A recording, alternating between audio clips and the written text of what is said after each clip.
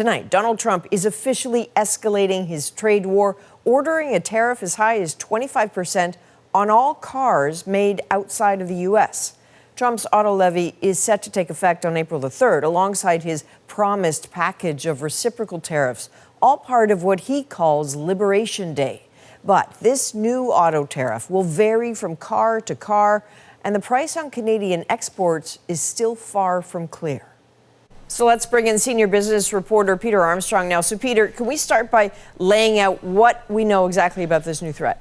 Look, Adrienne, I think if we're being honest, we're going to be trying to figure that out, trying to decipher exactly what was said and what it means for at least the next week. And once again, we're sitting here asking more questions instead of giving more answers, right? So what we do know is that tariffs will apply to any finished vehicle made outside the U.S., but U.S. parts used in any autos will not be tariffed. So think of the GM plant in Oshawa, Ontario. They make the Silverado truck, which is a super popular truck, but they use parts from all over North America, including, obviously, parts manufactured throughout southwestern Ontario. So tariffs would apply to the finished vehicles with a break for any of the parts made in the U.S., but that still means anything made here or using parts from Canada would be hit by tariffs, essentially overriding the very agreement Trump negotiated when he replaced NAFTA in his first term.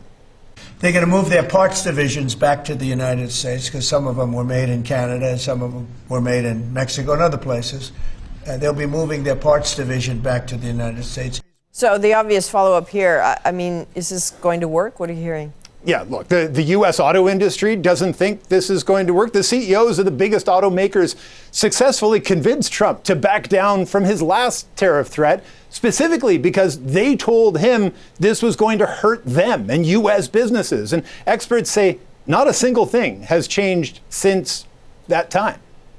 It's the same Trump nonsense that is not backed by paperwork, that is going to hurt American auto industry worse than it will hurt Canada. If this goes ahead as he's planned on April 2nd, within a week, you'll see the auto sector shut down. Now, Adrienne, whenever Trump makes a threat like this, it's often kind of seen as a sort of negotiating tactic to get concessions. This time, the U.S. president said they're going ahead next week and they will remain in place a permanent tariff. That said, the fine print in the executive order does leave the potential to lose this tariff entirely. So watch this space. Okay, clear as a bell. Peter Armstrong in Toronto.